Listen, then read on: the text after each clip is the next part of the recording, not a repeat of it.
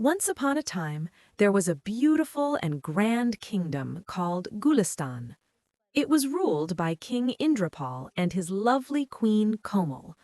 The center of their lives was their only daughter, Princess May, who was very proud of how pretty she was, and their brave son, Prince Ayan, whose heart was full of kindness and doing what was right. A short distance from the king's big house, in a small, poor village, stood a little hut. Kulsum, a woman whose husband had died, lived there with her only daughter, Rabia. Rabia's father had passed away when she was a little girl. After that, Kulsum made money by doing small jobs at the palace to take care of her family. Rabia, just like her mother, was pretty, nice, and humble. Kulsum said to Rabia, her daughter, "I will be a little late today. The queen has some special things to do at the palace today. Please make sure your food and my food are ready on time." Rabia answered, "Yes, mother, don't worry about a thing. I will take care of everything. Just take care of yourself and do not get too tired." Rabia kissed her mother's forehead and said goodbye as her mother left for the palace. There was a bit of sadness in her eyes, wishing she could do something for her mother. Time went by, but life never stayed the same. One day, Kulsum got very sick. She had a high fever and her body hurt all over.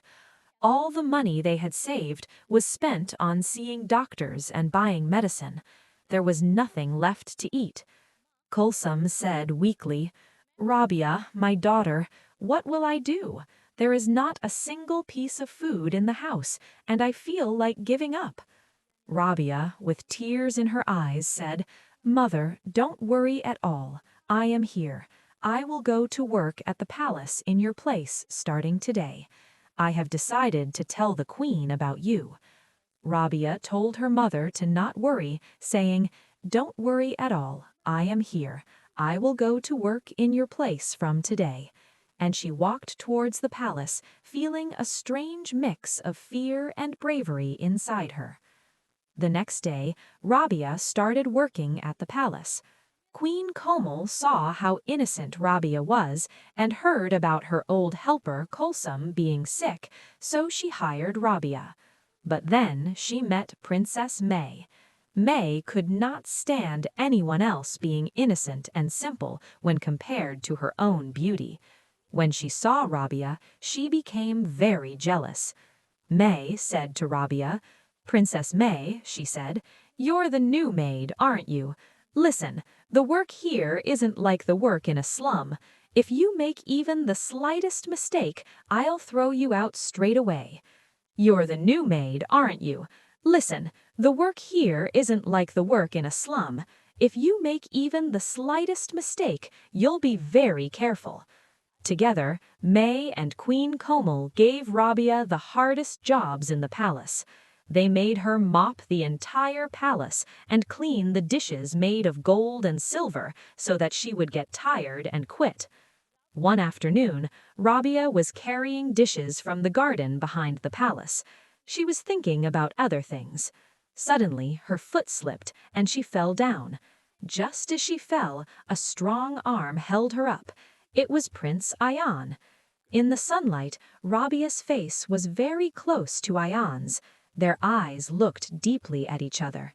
Grandfather Ayan, with a kind smile, said, "Relax, are you hurt? This is the first time I've seen someone work so hard. Are you hurt? This is the first time I've seen someone work so hard. Why are you washing dishes? Why are you doing this dishwashing?" Rabia asked, coming back to her senses, feeling nervous. "Thank you, Prince. I'm fine. My mother is not well, so I am filling in for her." Prince Ayan smiled to himself. "I think my heart feels for people I don't know very easily, but there is something about you that I like." "Did you say something, Prince?" Prince Ayan, not holding back, said, "I told you to take care of yourself, and listen, you won't have to do the dishes after today. I'll put you to work gardening. This is my order."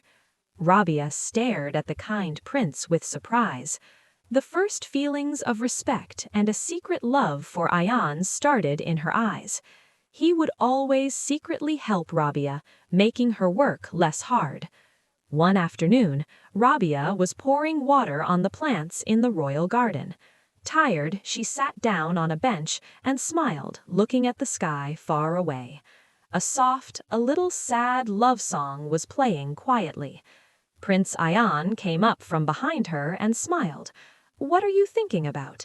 You were thinking so hard that you didn't even notice me." Rabia stood up, startled. "Prince, sir, I was just thinking about work." Prince Ayan said, "Learn how to lie. I see you every day. You are always lost in thought. Listen, I know that you are treated so unfairly in the palace. I did everything I could." With her eyes looking down, Rabia said, "I thank you very much, Prince."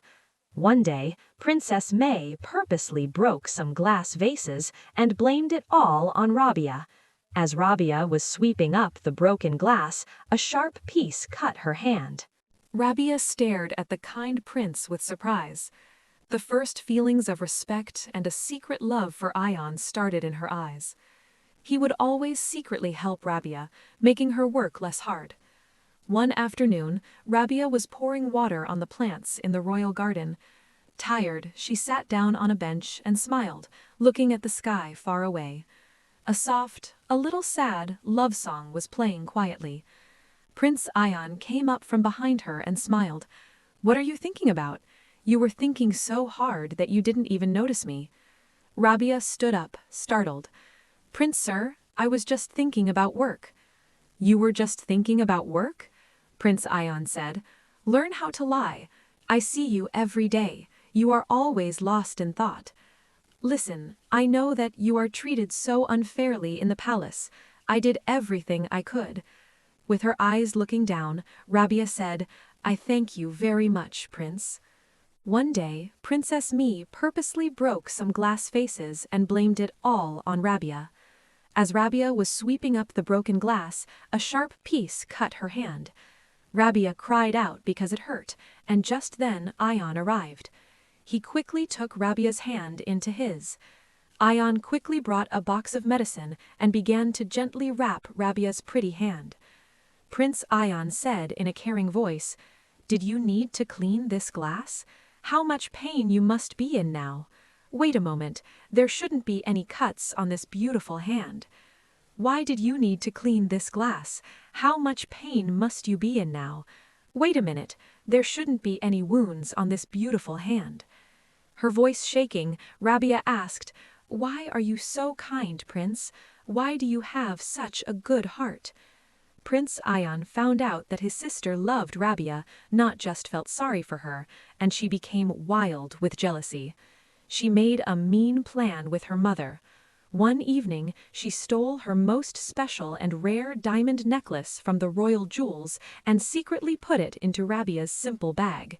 The next morning, Princess Mi cried out, "Thief! Something has been stolen from the palace. My most precious necklace is gone. I know that the new maid Rabia did this.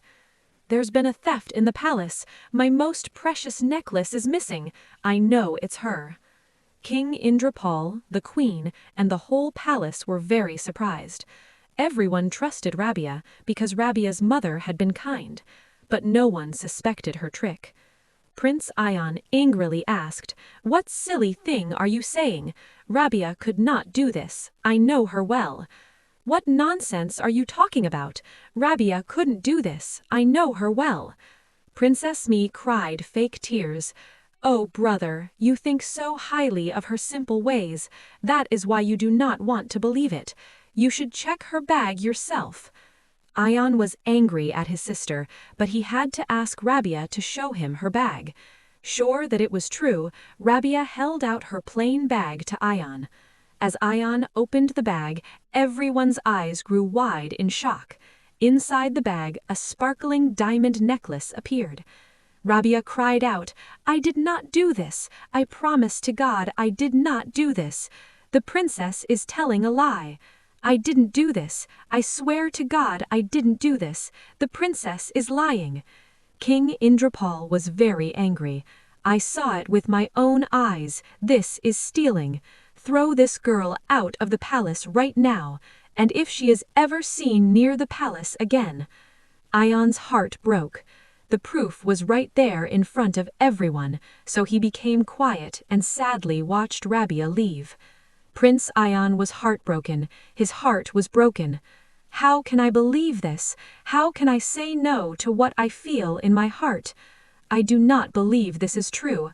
I could do nothing for you. I have to find the truth."